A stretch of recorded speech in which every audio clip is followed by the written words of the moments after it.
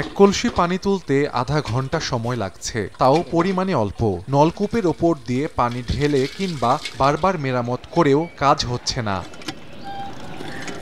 বিশুদ্ধ খাবার পানির তীব্র সংকট ঝালকাঠিতে। টিউবওয়েলগুলোতে পানি তুলতে রীতিমতো ঘাম ঝরাতে হচ্ছে পৌরবাসীকে। একসময় 7 থেকে 800 ফুট গভীরে পানি মিলত, এখন তা 1000 ফুট গভীর থেকেও তোলা যাচ্ছে না। এমনকি পৌরসভার ওয়াটার প্লান্টও কাজে আসছে না।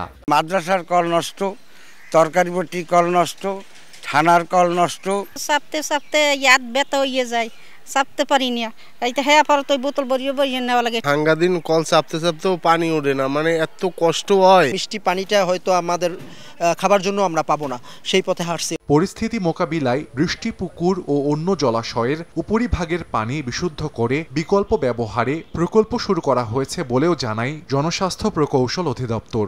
নলকূপের পরিমাণ আমরা কমিয়ে দিয়ে সারফেস ওয়াটার ট্রিটমেন্ট প্ল্যান্ট এই ধরনের প্রকল্প নিচ্ছি, যাতে উপরের পানিটা ব্যবহার হয়, নিচের পানি কম থাকে। ধীরে ধীরে সরকার সচেতন হচ্ছে, মানুষকে সচেতন হতে হবে। এই কারণে মূলত মানুষকে সচেতন হতে হবে যেন ভূগর্ভস্থ পানিটা আমরা অপচয় না করি।